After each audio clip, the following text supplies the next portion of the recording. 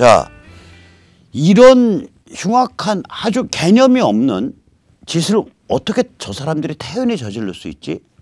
그러면 방금 말씀드렸듯이 저 사람들은 헌법을 파괴하는 거를 우습게 하는 자들이니까 못 저지를 일이 없는 거예요. 제가 저 사람들에 대해서 웃긴다고 생각하는 건 그래? 그럼 야, 너 목숨 내는 혁명가냐? 너 목숨 내는 김일성 영생교 신도냐? 하고 머리를 쭉 해서 이렇게 얼굴을 봐보면 그냥 개기름 잘잘 흐르는 상류층이에요. 자기 살갗에 단 1mm 깊이를 해도 그 면도칼 자국 나면 징징 짜는 그런 겁쟁이들이에요. 그런데 저런 짓을 저지르고 있는 거야. 황당한 거죠, 한마디로. 그런데 우리가 여기서 주목할 게 있어요. 그럼 저들만 헌법을 파괴하려고 시도했냐? 아닙니다. 저들만 헌법을 파괴하려고 시도하고 있냐? 아닙니다. 지금 야당, 자유한국당, 그전에 여당인 시절에 아주 악랄하고 지능적으로 헌법을 파괴하려고 했었어요. 그게 2015년에 있었던 국회법 파동입니다. 그때 유승민이 핵심 주도자 중 하나죠. 이건 뭐냐면 이 국회가 법을 만들면 편의상 행정입법이라고 불리는 게 있어요. 국회 입법 말고. 이건 뭐냐면 우리나라는 법이 있으면 그 법을 실현하기 위한 대통령령이 있고 그 대통령령 아래 그 주무장관의 규칙이 있습니다. 그래서 법, 령, 규칙 이 층위로 돼 있어요. 이게 헌법에서 규정한 질서예요, 말하자면. 그런데 이미 우리 국회는요, 의원 내각제적 성향이 굉장히 커요. 국회의원들은 예를 들어서 지역 소환도 없잖아. 국회의원에서 소환법도 없잖아요. 아무것도 없잖아요. 국회의원은 아무것도 없다고요. 누가 언타처블한 존재예요.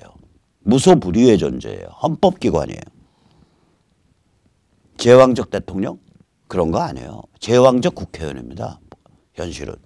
자, 이런 상태에서 무슨 청문회든 다 열 수 있고 무슨 특검이든 다 만들 수 있는데 이런 상태에서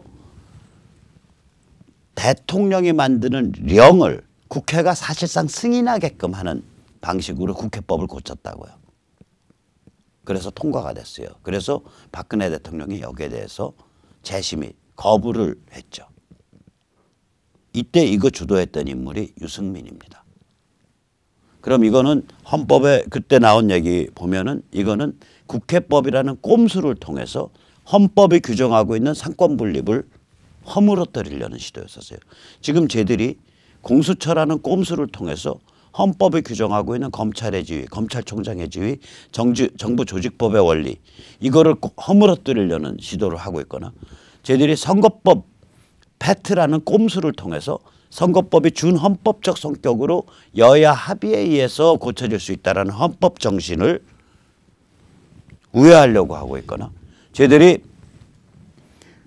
하다가 실패했지만 지방분권이 절대 선이다. 이런 식의 해괴망측한 논리를 내세워서 대한민국 중앙정부를 무력화하려고 시도했거나 이런 거랑 궤를 같이 하는 일이에요. 이게. 즉 헌법 파괴는 더불어민주당만의 그런 작품이 아니라고요. 이게. 그래서 대한민국이 참으로 암담한 데가 있습니다.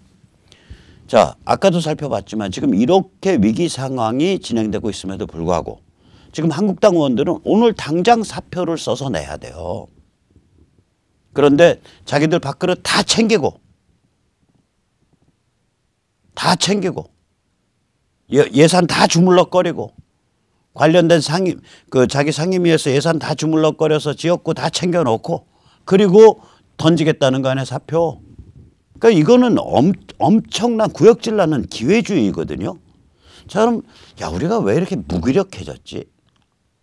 지금 태극기 드는 사람들 또는 태극기 들든지 말든지 자유민주주의적이고 보수적인 시민들은 지금 아주 그냥 열불이 나는 이유가 이 조중동과 같은 거대 언론도 우리 편이 아니고 또 우리 관점을 받아주는 야당도 제대로 없고 그래서 아주 열불이 나는 거잖아요. 그래서 이게 어떤 구조인지 아주 제가 오늘 현실을 적나라하게 한번 고발을 하겠습니다. 이 기본적으로 우리 사회의 제도권 상류층이라는 거는 희한한 로망을 갖고 있어요. 이거를 다른 말로 표현하면 저는 조중동 과두집의 5계급 체제라고 생각을 합니다. 맨 위에 조중동이 떠 있고요. 요번에 그 박근혜 묻고 가라라고 그 조선일보 그 김대중이라는 인간이 지령 내리는 거 보세요. 그러니까 일사불란하게 쫙 그 황교안까지 쫙 묻고 가자로 움직이잖아요. 그 다음번 층위가 국회의원입니다. 우리나라는. 이 제가 말씀드린 건 이제 이 저기 뭐야 더불어민주당 비운동권 국회의원. 저건 더불어민주당 운동권 정당이고 비운동권 정당의 국회의원. 정확히 표현하면 저는 이걸 보수라고 표현을 못하겠어요. 비운동권 출신들로 이루어진 정당의 국회의원. 그다음에 세 번째가 깨나족이에요. 말깨나 글깨나 힘깨나 조직깨나 다룬다는 사람들. 네 번째가 전문직을 포함한 중산층입니다. 의사, 엔지니어, 경영인 뭐 이런 사람들이에요. 다섯 번째가 서민이에요. 제가 서민이라고 말하는 건 소득에 있어서나 재산에 있어서나 교육 수준에 있어서나 상대적으로 낮은 계층을 뜻합니다. 박근혜 탄핵은요. 이 조중동 과두집의 5계급 체제를 만들려고 했던 음모 외에 다른 게 아닙니다. 박근혜 대통령이 온전하게 퇴임을 하면 몸을 안상하고 퇴임을 하면 이 500만 표에서 약 1000만 표에 대한 영향력을 발휘하는 상황 비슷한 존재가 되거든요. 그러면 조중동이 제일 위에 서고 그 다음에 국회의원이 그 다음 층위를 차지하고 그 다음에 깨나족이 그 다음 층위를 차지하는 이 생태계가 유지될 수가 없는 거예요. 이 생태가 만들어질 수가 없는 거예요. 그러니까 저 사람 곱게 퇴임시켜서는 안 된다. 저 사람 정치적으로 암살해야 된다. 즉 이거는 정치적 암살 사건입니다. 인격살인과 인민재판을 통한 그 정치적 암살범이 조중동과 김무성, 유승민입니다. 그리고 그 정치적 암살이 이루어진 빈집을 털고 들어온 빈집털이가 문재인 586 집단입니다.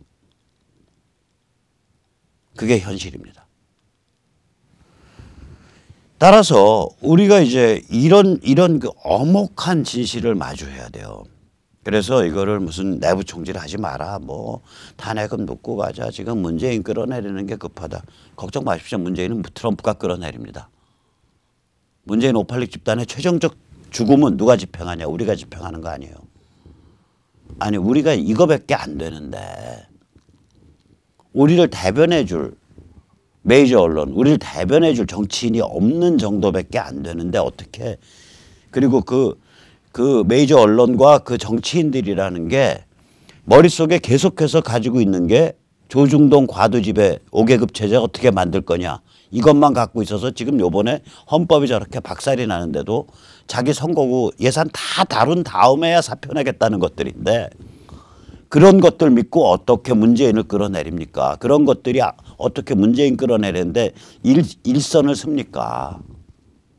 불가능해요. 이거는요. 문재인 586 집단의 괴멸 혹은 사망, 정치적 사망 이거는 언제 오는 거냐? 북한 급변 사태 때 옵니다. 그럼 우린 지금 뭐 해야 되냐? 내년 총선에서 문재인 586 집단을 효과적으로 공략하는 밑바닥 힘을 깔아야 돼요. 근데 이 밑바닥 힘이 조중동과 김무성, 유승민 혹은 자유한국당에 휘둘리지 않는 독립적인 밑바닥 힘을 깔아야 돼요. 그래서 이 힘이 내년 총선에서도 작동하지만 이 북한 급변 사태 이후에도 이 참으로 한심한 제도권 상류층을 질질 끌고 갈 수 있는 견인할 수 있는 그 기관차가 돼야 되는 거예요. 따라서 조중동은 그런 게 등장하는 걸 싫어하겠죠. 싫어하니까 어떻게 하냐. 조중동의 로망은 뭐냐? 우리 보수 자유시민을 개돼지로 만드는 겁니다. 예를 들어서 이 사람들 끊임없이 반미 반일 선동해요. 조중동 지난 그 기사 한번 가만히 되돌이켜 보세요. 작년 10월에 제가 이세네 탈출해서 다뤘을 거예요. 작년 10월에 대법원의 김능환 판사가 누군가가 그 강제징용 그 배상 판결을 때렸을 때 조선동화에서 그거 비판 없었어요. 다 박수치는 뉘앙스의 기사가 났어요. 드디어 뭐 강제징용에 대해서 일본 기업이 배상하게 됐다 하고 박수를 치는 게 나왔어요. 뉘앙스가 그래요. 야, 이거 그 한국과 일본 사이에 1965년에 맺어졌던 조약을 파괴하는 거고 이거 헌법 6조에 어기는 거야, 이거. 그리고 이런 짓 하면 여러 가지 문제가 생겨. 이러면 안 돼. 이러면 폭도 국가야. 어떻게 대법원이 폭도가 됐냐. 이러고서 꾸짖은 적이 없다니까요. 조선과 동아가. 박수 쳤다니까 반일 감정에. 요번에 이거 그 저기 뭐야. 저거 할 때 똑같잖아요. 그 저기 그 일본이 전략물질 수출 관리 딱 들어가니까 조선중앙동아가 나서서 저거는 경제보복이다. 경제보복이다. 하고서 맨 앞에서 나서서 나발 불었어요. 그리고 거기에 대해서 이제 관제 반일 히스테리 일어날 때 거기에 맞춰가지고 북치고 깽가리 친 건 누구예요? 조중동이에요. 그러니까 이거 이미 아주 맛이 가 있는 타락한 언론이에요. 뿐만 아니죠. 반미도 이제 계속해서 불을 지르는데 그건 제가 조금 있다가 이제 이 조중동의 반미 불 지르는 수법이 아주 지능적이어서 다시 한번 말씀드릴게요. 이 탄핵 문제 조중동 어떤 스탠스냐. 탄핵은 박근혜 리더십이 원래 위기가 있었고 그걸 틈타서 종북 세력이 음모를 저질렀고 우리 조중동이나 김무성 유승민과는 무관한 일이다. 이런 스탠스를 가져요. 이런 스토리를 얘기한다고요. 이게 조선의 김대중이 어떤 지령 내렸는지 11월 5일 날 제가 이거 조목조목 반박했지만 다시 반복해 보겠습니다. 김대중의 글입니다. 흰색. 3년 전 박 전 대통령의 리더십이 크게 흔들렸을 때 그에 대한 비판과 비난이 탄핵으로 이어지고 그것이 결과적으로 문재인식 좌파 세상을 가져오게 되리라고 예견하고 저신했던 보수 우파는 단연코 없다고 말할 수 있다. 사돈 낱말하고 있죠. 정확히 표현하면 3년 전 인격살인과 인민재판을 부추기는 정치 암살의 최선봉이 조중동이었고 김무성 유승민이었다. 이렇게 써야지. 그게 현실이었죠. 그 다음에 뭐라고 써야 되냐. 제가 그 문장 고쳐서 한번 다시 불러드릴게요. 3년 전 박 전 대통령에 대한 정치 암살을 위한 혹은 인격살인과 인민재판을 불러일으킬 정치 암살을 주도한 건 우리 조중동과 김무성, 유승민 등이었다. 이 같은 정치 암살이 탄핵으로 이어지고 그리고 반기문 선출로 이어지고 그리고 의원 내각제 혹은 이원집정부제라는 이름의 조중동을 최상위 포식자로 삼는 과두집의 5계급 체제를 만들 것이라고 우리는 기획했었다. 그러나 앞불사 우리가 정치 암살을 해서 빈집을 만들자 문재인 586 집단이 들어와서 빈집 털이를 했다.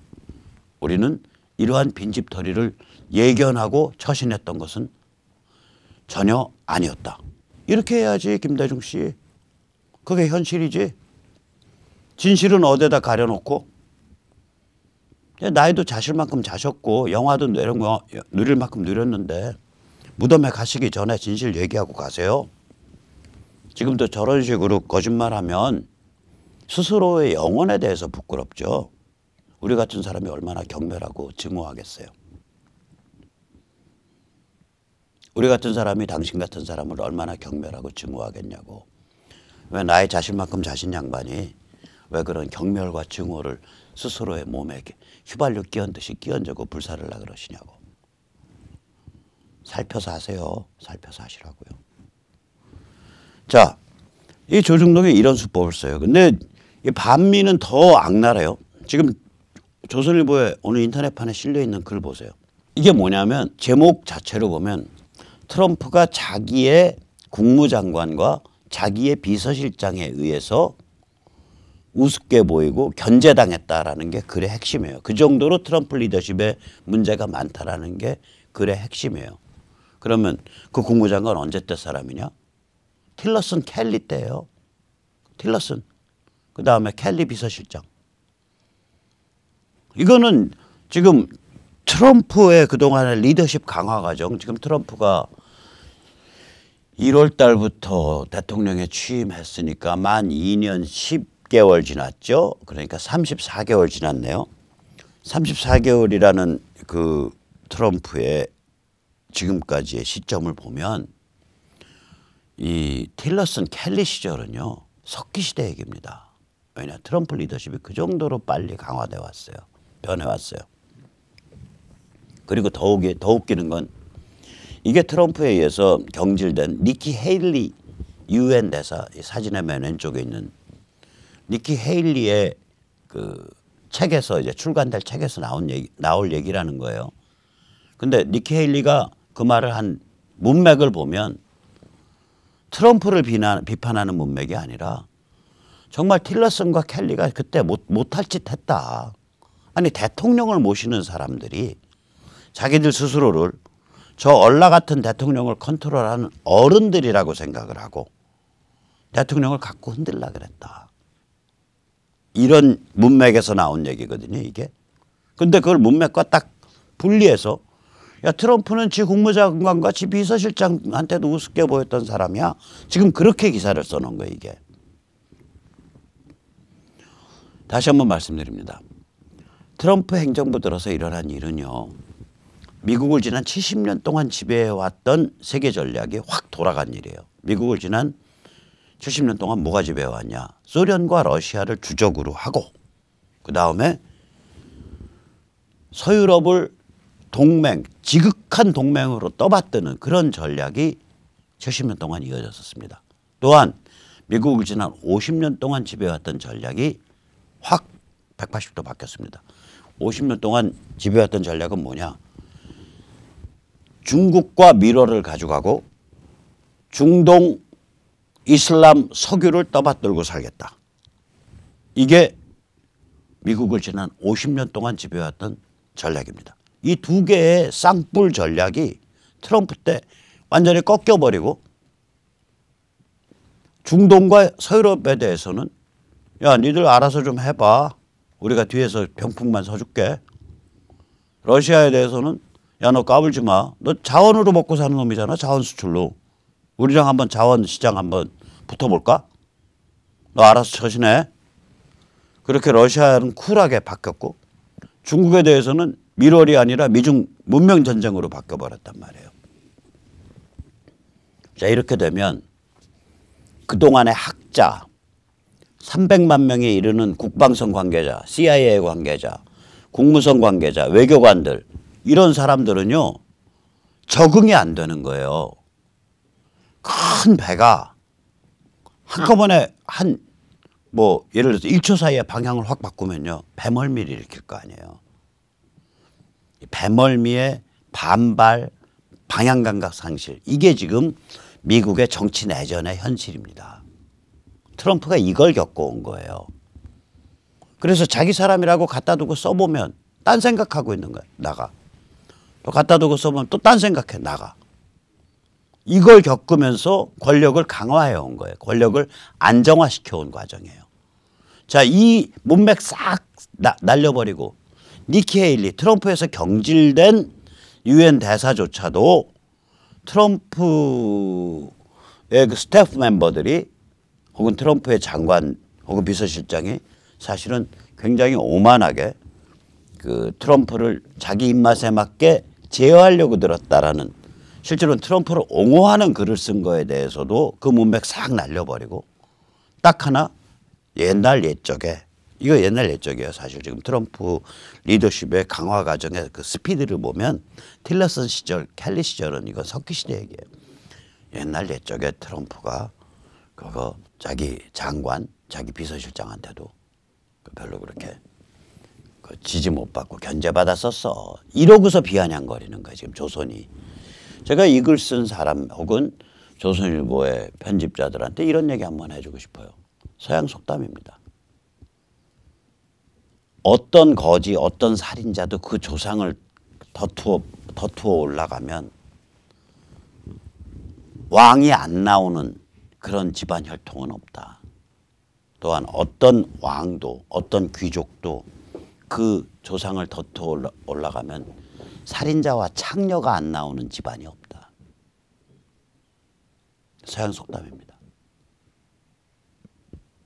지금 석기시대 얘기하면서 트럼프가 그때 자기 그 국무장관, 자기 비서실장한테도 디스당하고 했던 그 형편없는 놈이야? 뭐 이런 따위의 기사를 쓰고 있는 거예요. 그 지면에다가. 이게 대한민국 보수의 얼굴이라는 언론의 민낯입니다. 뿐만 아니죠. 이번에 그 방위비 분담에 대해서 천문학적 과도한 돈 뜯기, 한마디로 삥 뜯기 이렇게 표현을 했죠. 다 삥이란 말은 안 썼지만 돈 뜯기라는 표현을 썼어요. 천문학적 과도한 돈 뜯기. 조선일보 표현입니다. 그러면서도 이 적절한 수준의 방위비 분담금을 어떤 방식으로 계산해야 되나 그 계산 방법에 대해서는 단 한 줄도 글을 쓴 바 없습니다. 조선은. 관심법이에요. 그냥 지가 보면 그게 천문학적인지 알고 지가 보면 그냥 과도한 줄 알고 지가 보면 그냥 그게 돈 뜯기인지 아는 거예요. 정말 오만방자하고 무식하기 짝이 없습니다. 이런 태도로 반 트럼프로 위장된 반미 선전선동을 저지르고 있는 게 조선일보입니다. 조중동입니다. 거기다가 오늘 같으면 이제 거기다 인종차별까지 같이 했죠. 이게 지금 보시다시피 뭐냐면 이게 샌프란시스코에서 있었던 일인데 기사 제목이 이거예요. 흑인 남성 통근열차 승강장에서 샌드위치 먹었다는 이유로 수갑차 논란. 그러면 저 기사 제목으로 딱 보는 순간 사람들이 받는 느낌은 보통 일반 사람들이 항상 승강장에서 뭐 샌드위치 먹는 게 아무 문제가 없고 흑인이 먹으니까 거기 이상한 꼬투리 잡아서 수갑 채워서 끌고 왔구나. 이런 인상을 받는다고요. 그런데 샌프란시스코 지하철에서는 승강장에서 샌드위치나 이런 먹을 걸 못 먹게 해요. 왜냐? 그 미국 가보시면 아시겠지만 우리는 그런 거 안 하지만 미국은 예를 들어서 화장실 같은데 이렇게 대걸레질하고 물 청소하면은 wet floor라고 노란 간판 세우잖아요. 지금 바닥에 물기가 있다. caution 조심하세요. 그렇게 쓰인 간판을 세운단 말이에요. 이거 그런 데서 삐끗하면서 이렇게 해서 땅 해갖고 머리 깨지고 뇌진탕 걸리면 이거 거기 이제 앰뷸런스 체이서라는 게 있어요. 뭐냐면 그런 종류의 손해배상 그 사고 현장만 쫓아다니면서 피해자들 긁어 모아서 손해배상 청구 소송에서 거기서 변호사 수임료 따먹는 그런 변호사들이 많아요. 미국이. 그래서 앰뷸런스 쫓아다니는 앰뷸런스 파파라치죠. 체이서라는 건 쫓아다닌다는 뜻이잖아요. 앰뷸런스를 쫓아다니는 변호사들이 많다고. 그런 거 잘못 소송 걸리면 이제 가게 문 닫아야 되고 이제 엄청나게 고생하는 거예요. 그러니까 이거 하면 웹플로우로 한단 말이에요. 자, 미국 음식 거기에 기름기 많잖아. 햄버거 같은데 뭐 치즈 덩어리 이런 거 많죠. 그런 거 먹다가 승강장에다가 떨어뜨려 놓으면 그거 밟고서 한국처럼 이 보호창 없는 데 같은 그거 밟고 잘못해 설로 떨어지면 죽는 거예요. 운 좋아서 넘어졌으면 뇌진탕이에요. 그래서 미국의 샌프란시스코뿐만 아니라 뉴욕 이런 데서 상당히 많은 도시에서 지하철 승강장에서 못 먹게 해요. 이게 안전 문제이기 때문에.